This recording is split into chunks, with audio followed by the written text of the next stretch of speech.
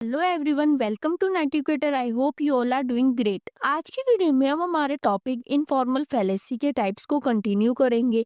आज की वीडियो में हम समझेंगे फैलेसी ऑफ एम्बिग्यूटी क्या होती है और उनके कौन से टाइप्स होते हैं। चलिए स्टार्ट करते हैं। ये फैलेसी हमारे पास तब होगी जब हम किसी आर्गुमेंट में या तो डबल मीनिंग वर्ड्स का यूज कर रहे हैं या कोई अनक्लियर वर्ड्स का यूज कर रहे हैं जिससे जो लिसनर है वो कंफ्यूज हो जा रहा है, तब हमारे पास फैलेसी ऑफ एम्बिग्यूटी होती है। आर्ग्यूमेंट इसमें लॉजिकली बिल्कुल सही होगा, लेकिन इसकी मीनिंग को हम इतना ट्विस्ट कर देते हैं एक आर्गुमेंट की मीनिंग को कि जो उससे कंक्लूजन ड्रॉ होता है वो एक हम गलत कंक्लूजन को ड्रॉ कर लेते हैं। ठीक है, मतलब क्लियर है। जब हम एक ऐसे वर्ड का यूज कर रहे हैं हम हमारे आर्गुमेंट में जिसका कोई एक डबल मीनिंग है, मतलब काफी सारे मीनिंग है उसके, या उसको वो एक गलत अनक्लियर फॉर्म में लिखा हुआ है और सामने वाले को वो चीज कंफ्यूज कर रही है, उसको वो मीनिंग नहीं समझ आ रहा है, तब हमारी कौन सी होती है, फैलेसी ऑफ एम्बिग्यूटी होगी। अब इनके टाइप्स को समझते हैं। सबसे पहले होता है इक्विवोकेशन, एम्फेबोलिक, एक्सेंट, कंपोजिशन एंड डिवीजन। ये इनके 5 टाइप्स होते हैं। अब एक एक करके हर टाइप को डिटेल में समझती है, उनके एग्जाम्पल के थ्रू समझेंगे डिटेल में। सबसे पहले समझते हैं फैलेसी ऑफ इक्विवोकेशन क्या होता है। एक छोटी सी रिक्वेस्ट है, सब्सक्राइब करना मत भूलना। ये फैलेसी तब होती है जब हम एक ही वर्ड को दो अलग मीनिंग के लिए यूज करते हैं आर्ग्यूमेंट के अंदर और लिसनर को लगता है कि दोनों एक ही सेंस में यूज हुए हैं। अब इसको एग्जाम्पल के थ्रू समझते हैं। जैसे हमारे पास सबसे पहला एग्जाम्पल है, all tree have bark, all dogs bark, so all dogs are tree. अब इसके अंदर हमको क्या बोला हुआ है कि जो ट्री होती है उसकी बार्क होती है, ठीक है, जो आउटर लेयर होगी, डॉग्स बार्क करते हैं, तो हमने क्या उससे कंक्लूजन निकाले कि जो डॉग्स होंगे वो हमारे ट्री होते हैं। लेकिन ये तो मीनिंग जो हमने इसे ड्रॉ करा है वो बिल्कुल ही गलत हमने मीनिंग क्या करा है, ड्रॉ करा है, क्योंकि इसके अंदर जो बार्क है वो मिसलीडिंग कर रहा है, कंफ्यूज कर रहा है लिसनर को कि वो कौन से सेंस में, ट्री के लिए कौन से सेंस में यूज हुआ है, डॉग के लिए कौन से सेंस के लिए यूज हुआ है। इसमें हमने ट्री के लिए कौन से सेंस में यूज करा है कि उसके आउटर कवरिंग को हमने बताया है, एंड डॉग की हमने क्या बताई कि वो बार्क करके आवाज निकालता है।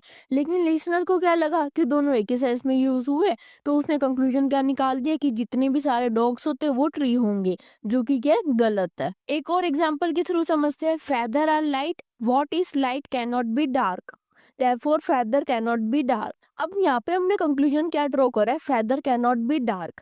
लेकिन यहाँ पे जो हमने लाइट वर्ड का यूज करा है वो हमने दो अलग मीनिंग के लिए यूज करा है। फेदर में लाइट का यूज हुआ है उसके वेट के हिसाब से कि लाइट है मतलब कि वो हल्का है, फेदर हमारा हल्का होता है। And what is light can not be dark, उसमें हम ये बोला है कि अगर कोई चीज लाइट कलर की है तो वो डार्क नहीं हो सकती है। तो उससे हम कंक्लूजन ये नहीं निकाल सकते कि feather can not be dark, क्योंकि दोनों में जो लाइट कलर है वो अलग मीनिंग में यूज हुआ है, लेकिन सामने लिसनर को क्या लगता है सेम मीनिंग के लिए हमने उसको यूज किया है। ठीक है, आपको फैलेसी ऑफ इक्विवोकेशन समझ आ गया होगा। इसके अंदर हम क्या करते हैं, एक वर्ड का यूज करते हैं जिसका मल्टीपल मीनिंग होता है। लॉजिकली वो हमें सही लगता है, लेकिन लिसनर को वो कंफ्यूज कर देते हैं वर्ड, जिसकी वजह से हमारा जो कंक्लूजन ड्रॉ होता है वो गलत ड्रॉ होता है। अब समझते हैं फैलेसी ऑफ एम्फीबॉली। ये फैलेसी तब होती है जब एक सेंटेंस का ग्रामर या स्ट्रक्चर एम्बिगुअस होता है और उससे मल्टीपल मीनिंग्स को निकाल सकते हैं, तो ये फैलेसी क्रिएट होती है। ठीक है, मतलब कि इसमें आप सिंपल वर्ड और सिंपल वर्ड में आप इसको समझ सकते हो कि अगर हमारे कोई एक ग्रामर या स्ट्रक्चर बहुत ज्यादा एम्बिगुअस है और उससे हम क्या करें, मल्टीपल मीनिंग्स को ड्रॉ कर पा रहे हैं एक ही सेंटेंस से, तो वहां पे हमारी कौन सी फैलेसी होगी, फैलेसी ऑफ एम्फीबॉली। अब इसको हम एग्जांपल के थ्रू समझते हैं। सबसे पहला हमारे पास एग्जांपल क्या है, the doctor wanted to operate on the patient but he was not ready. ठीक है, अब इस एग्जाम्पल में हमको कंफ्यूजन हो रहा है कि कौन रेडी नहीं है। मतलब कि जो हमारा पहला पार्ट है, the doctor wanted to operate on the patient, वो तो क्लियर है कि डॉक्टर को पेशेंट के ऊपर ऑपरेट करना है। लेकिन जो सेकंड पार्ट क्या है, but he was not ready, अब इसमें हमको कंफ्यूजन आ रही है कि कौन रेडी नहीं है, डॉक्टर रेडी नहीं है या हमारे पास पेशेंट रेडी नहीं है। तो ये जहाँ पे हमें कंफ्यूजन क्रिएट होते हैं ग्रामर या स्ट्रक्चर की वजह से, जहाँ पे हम एम्बिग्यूअस हमारे पास क्रिएट होती है, उस फैलेसी को ही हम क्या बोलते हैं, फैलेसी ऑफ एम्फीबॉली बोलते हैं।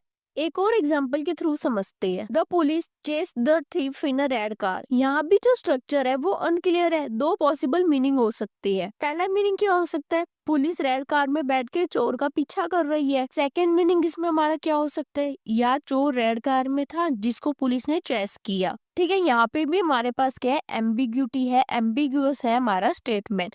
ठीक है, आपको समझ आ गया होगा फैलेसी ऑफ एम्फीबॉली क्या होता है। जब हमारे पास ग्रामर या स्ट्रक्चर में एम्बिगुअस हो जाता है और जिसे हम मल्टीपल मीनिंग्स को निकाल पाते हैं, तो हमारे पास फैलेसी ऑफ एम्फीबॉली होती है। अब समझते हैं फैलेसी ऑफ एक्सेंट। ये फैलेसी तब होती है जब एक सेंटेंस का मतलब सिर्फ इस वजह से बदल जाता है कि हम कोई एक वर्ड पे स्ट्रेस दे रहे हैं या हम उसके टोन को चेंज कर दे रहे हैं, तो ये उस सेंटेंस का मीनिंग क्या होएगा, चेंज हो जाएगा, तब ये फैलेसी होती है। जैसे इसका आप एग्जाम्पल देखो, हमारे पास एग्जाम्पल क्या है, जॉर्ज सबमिटेड इस वर्क ऑन टाइम टुडे। अब इस सेंटेंस में सारों का ध्यान किस वर्ड पे जाएगा, टुडे पे जाएगा। मतलब इस वर्ड से सारों ने क्या कंक्लूजन निकाला है कि जॉर्ज ने आज जो वर्क है टाइम पे सबमिट करा है, हो सकता है बाकी दिन वो लेट होता होगा। तो मीनिंग क्या है, बिल्कुल ही चेंज हो गया है कि आज ही उसने टाइम पे सबमिट करा है।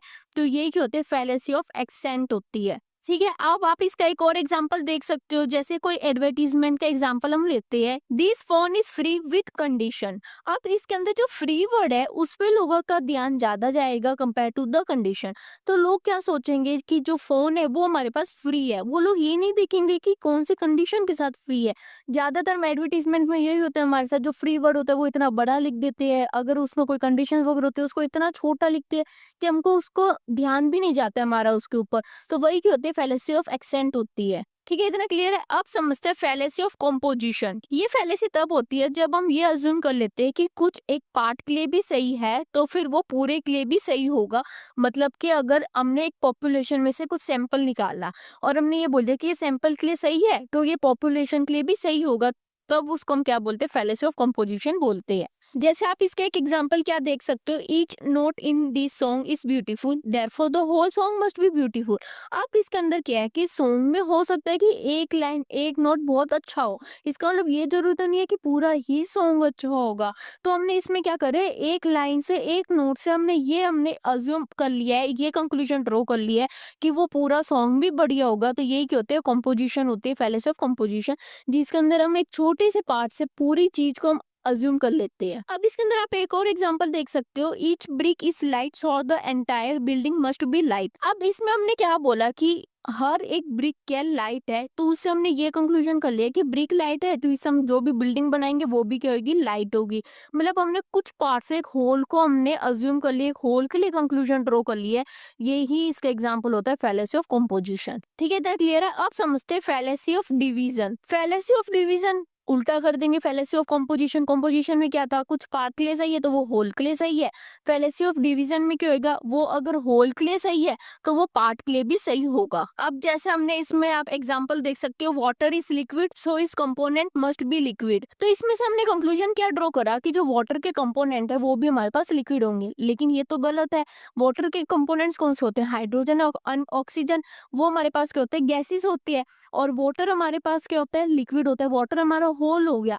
हमने क्या बोला, होल अगर लिक्विड है तो उसका जो पार्ट होंगे वो भी हमारे पास लिक्विड होंगे, जो कि हमारा गलत होता है। यही होती है फैलेसी ऑफ डिवीजन। अब आप एक और एग्जांपल देख सकते हो, the university is famous so every professor here must be famous. ठीक है, अब ये तो जरूरी नहीं है कि यूनिवर्सिटी फेमस है तो उसमें जितने प्रोफेसर है वो भी फेमस होंगे। हो सकता है कुछ प्रोफेसर फेमस ना हो, कुछ प्रोफेसर फेमस हो।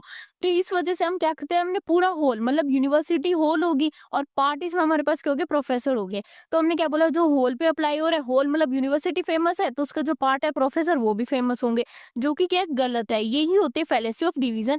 जब हम कुछ होल पे अप्लाई करते हैं तो हम उससे जो पार्ट निकल के आए उस पर भी हम वो चीज अप्लाई कर देते हैं। That is the fallacy of division. तो दोस्तों ये था आज का लेक्चर। आज के लेक्चर में हमने समझा फैलेसी ऑफ एम्बिग्यूटी की होती है, फैलेसी ऑफ इक्विवोकेशन की होती है, फैलेसी ऑफ एम्फीबॉलिक की होती है, फैलेसी ऑफ एक्सेंट की होती है, fallacy of composition and fallacy of division को समझा। एक क्विक रिकैप ले लेते हैं। फैलेसी ऑफ इक्विवोकेशन क्या था, जिसके अंदर हम एक ऐसे वर्ड का यूज करते हैं जिसका डबल मीनिंग है या उस वर्ड की वजह से लिसनर को कंफ्यूजन हो रहा है समझने में, कंक्लूजन को ड्रॉ करने में, वो थी fallacy of equivocation. Fallacy of amphibolic क्या थी कि जो आर्ग्यूमेंट का ग्रामर या स्ट्रक्चर है वो ही एम्बिगुअस हो जा रहा है, जिसकी वजह से हम उसका मीनिंग नहीं समझ पा रहे हैं। फैलेसी ऑफ एक्सेंट क्या थी, एक वर्ड के ऊपर हम इतना फोकस कर दे रहे हैं या उसके टोन को चेंज कर दे रहे हैं कि स्टेटमेंट की मीनिंग ही बदल जा रही है। फैलेसी ऑफ कंपोजिशन क्या था, अगर हम कुछ पार्ट के लिए सही मान रहे हैं तो वो हम होल के लिए भी सही मान रहे हैं। एंड फैलेसी ऑफ डिवीजन क्या था, अगर हम कुछ होल के लिए सही मान रहे हैं तो हम उसके पार्ट के लिए भी वो चीज सही मान रहे हैं। नेक्स्ट फ्राइडे को मैं एक और वीडियो लेके आऊंगी जिसके अंदर हम लॉजिकल रीजनिंग के सारे इंपॉर्टेंट क्वेश्चंस को डिस्कस करेंगे। मिनिमम 15 to 20 क्वेश्चंस को डिस्कस करेंगे। Don't forget to like share and subscribe to net educator. मिलते हैं नेक्स्ट वीडियो में। बाय।